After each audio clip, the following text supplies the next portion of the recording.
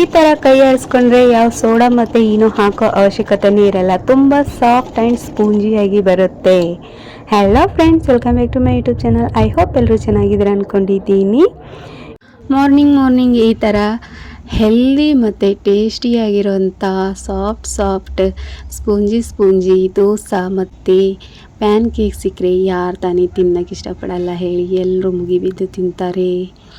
ಬನ್ನಿ ಯಾವ ಥರ ಇದನ್ನು ಮಾಡಿದ್ದೀನಿ ಅಂತ ನೋಡಿ. ಓವರ್ ನೈಟು ನೆನೆಸಿಟ್ಟಿರೋ ಹೆಸರು ಕಾಳಿದು ಫುಲ್ ಪ್ರೋಟೀನ್ ರಿಚ್, ಇದರಿಂದ ವೇಟ್ ಕೂಡ ಲಾಸ್ ಆಗುತ್ತೆ. ಹೆಸರು ಕಾಳು ಮತ್ತು ಅದಕ್ಕೆ ಮಾರ್ನಿಂಗ್ ಎದ್ಬಿಟ್ಟು ಟೊಮೆಟೊ, ಗ್ರೀನ್ ಚಿಲ್ಲಿ, ಬೆಳ್ಳುಳ್ಳಿ, ಶುಂಠಿ ಮತ್ತು ಕರಿಬೇವು ತಗೊಂಡಿದ್ದೀನಿ. ಎಲ್ಲನೂ ಹೆಲ್ದಿಯಾಗಿರೋದು ಮತ್ತು ಇದರಿಂದ ವೇಟ್ ಕೂಡ ಬೇಗ ಲಾಸ್ ಆಗುತ್ತೆ. ನೆನೆಸಿರೋ ಹೆಸರು ಕಾಳನ್ನ ಮಿಕ್ಸಿಗೆ ಹಾಕ್ಕೊಳ್ಳಿ, ಅದಕ್ಕೆ ಟೊಮೆಟೊ ಹಾಕ್ಕೊಳ್ಳಿ. ಬೇಕಿದ್ರೆ ನೀವು ಕರ್ಡ್ ಹಾಕ್ಕೊಳ್ಳಿ, ನಾನು ಮೊಸರು ಹಾಕ್ಕೊಂಡಿಲ್ಲ, ಅದು ಸ್ವಲ್ಪ ಜಾಸ್ತಿ ಹುಳಿಯಾಗಿತ್ತು, ಅದಕ್ಕೆ ಟೊಮೆಟೊ ಹಾಕ್ಕೊಂಡೆ ನಾನು. ನೀವು ಬೇಕಿದ್ರೆ ಮೊಸರು ಹಾಕ್ಕೊಳ್ಳಿ. ಟೊಮೆಟೊನೂ ಚೆನ್ನಾಗಿ ಸಖತ್ ಟೇಸ್ಟ್ ಬಂದಿತ್ತು. ಗ್ರೀನ್ ಚಿಲ್ಲಿ ಹಾಕ್ಕೊಂಡೆ, ಶುಂಠಿ ಬೆಳ್ಳುಳ್ಳಿ ಮತ್ತು ಕರಿಬೇವು ಹಾಕ್ಕೊಂಡ್ಬಿಟ್ಟು 1 ಸ್ಪೂನು ಜೀರಿಗೆನೂ ಹಾಕ್ಕೊಂಡಿದ್ದೀನಿ. ಆಮೇಲೆ ಉಪ್ಪು ಹಾಕ್ಕೊಂಡೆ. ಇದನ್ನು ಬೆಳಗ್ಗೆ ಎದ್ಬಿಟ್ಟು ಮಕ್ಕಳ ಲಂಚ್ ಬಾಕ್ಸ್ಗೆ ಮತ್ತು ನೀವು ಕೆಲಸಕ್ಕೆ ಹೋಗೋರಾದರೆ ತಿನ್ಕೊಂಡ್ಬಿಟ್ಟು ಹೋದರೆ ಬೇಗ ಹಸು ಆಗೋಲ್ಲ, ಓವರ್ ಈಟಿಂಗ್ ತಡೆಯುತ್ತೆ.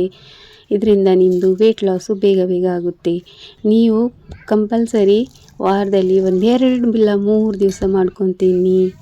ಒಂದಿನ ಪಡ್ಡು ಮಾಡ್ಕೊಳ್ಳಿ, ಒಂದಿನ ದೋಸೆ ಮಾಡ್ಕೊಳ್ಳಿ, ಒಂದಿನ ಪ್ಯಾನ್ ಕೇಕ್ ಮಾಡ್ಕೊಳ್ಳಿ. ನೋಡಿ, ಫೈನ್ ಪೇಸ್ಟ್ ಮಾಡ್ಕೊಂಡಿದ್ದೀನಿ. ಇನ್ನೂ ಸ್ವಲ್ಪ ಹೆಸರಿತ್ತು, ನಾನು ಮೊದಲು ಹಾಕಬೇಕಾದ್ರೆ ಕೊತ್ತಂಬರಿ ಮರ್ತಿದ್ದೆ, ಆಮೇಲೆ ಹಾಕಿ ಮತ್ತೆ ಚೆನ್ನಾಗಿ ರುಬ್ಕೊಂಡೆ. ನೋಡಿ, ಮೊದಲನೇದು ಗ್ರೀನ್ ಇರಲಿಲ್ಲ, ಹಿಂದಿನ ರುಬ್ಬಿರೋದು ಗ್ರೀನ್ ಇತ್ತು. ಎರಡೂ ಒಂದರಲ್ಲಿ ಮಿಕ್ಸ್ ಮಾಡಿಕೊಂಡೆ. ಮಿಕ್ಸ್ ಮಾಡ್ಕೊಂಡ್ಬಿಟ್ಟು 1 ಕಪ್ ರವೆ ಹಾಕ್ಕೊಂಡೆ. ರವೆ ಹಾಕ್ಕೊಂಡ್ಬಿಟ್ಟು ಇದನ್ನು ಚೆನ್ನಾಗಿ ಮಿಕ್ಸ್ ಮಾಡ್ಕೊಳ್ಳಿ. ರವೆ ಎಲ್ಲ ಅದರಲ್ಲಿ ಕಲ್ತೋಗ್ಬಿಡಬೇಕು, ಅಷ್ಟು ಚೆನ್ನಾಗಿ ಮಿಕ್ಸ್ ಮಾಡ್ಕೊಳ್ಳಿ. ಮತ್ತು ಮಿಕ್ಸರ್ ಡಬ್ಬಿನ ನೀರು ಹಾಕಿಬಿಟ್ಟು ಚೆನ್ನಾಗಿ ತೊಳ್ಕೊಂಡ್ಬಿಟ್ಟು ಅದನ್ನು ಇದರಲ್ಲೇ ಹಾಕ್ಕೊಳ್ಳಿ, ಬ್ಯಾಟ್ರಲ್ಲಿ ಹಾಕ್ಕೊಂಡ್ಬಿಟ್ಟು ಈ ಥರ ಚೆನ್ನಾಗಿ ಕೈ ಆಡಿಸಿ. ಯಾವುದೇ ಸೋಡಾ ಮತ್ತು ಏನೂ ಹಾಕೋ ಅವಶ್ಯಕತೆ ಇರಲ್ಲ, ಅಷ್ಟು ಸಾಫ್ಟಾಗಿ ಬರುತ್ತೆ. 15 ಮಿನಿಟ್ ರೆಸ್ಟ್ ಬಿಟ್ಟ ಮೇಲೆ ನೋಡಿ ಹಿಟ್ಟು ಯಾವ ಥರ ಆಗಿದೆ ಅಂತ. ಫುಲ್ಲು ಉಬ್ಕೊಂಡು ಬಂದಿದೆ ರವೆ ಎಲ್ಲ. ನೋಡಿ ಎಷ್ಟು ಚೆನ್ನಾಗಾಗಿದೆ. ಮತ್ತು ಆಯಿಲ್ ಇಡಿ, ಹೆಂಚಿಟ್ಬಿಟ್ಟು ಆಯಿಲ್ ಹಾಕಿಬಿಟ್ಟು ಚೆನ್ನಾಗಿ ಒರೆಸ್ಕೊಂಡ್ಬಿಟ್ಟು 1-2 ಚಮಚ ಇದ್ರ ಮೇಲೆ ಹಾಕ್ಕೊಂಡ್ಬಿಟ್ಟು ಚೆನ್ನಾಗಿ ನಿಧಾನವಾಗಿ ಹಿಟ್ಟನ್ನ ಸ್ಪ್ರೆಡ್ ಮಾಡ್ಕೊಂಡು ಬನ್ನಿ. ಏಕೆಂದರೆ ನಾವು ಹಾಕ್ತಾ ಇರೋದು ದೋಸೆ.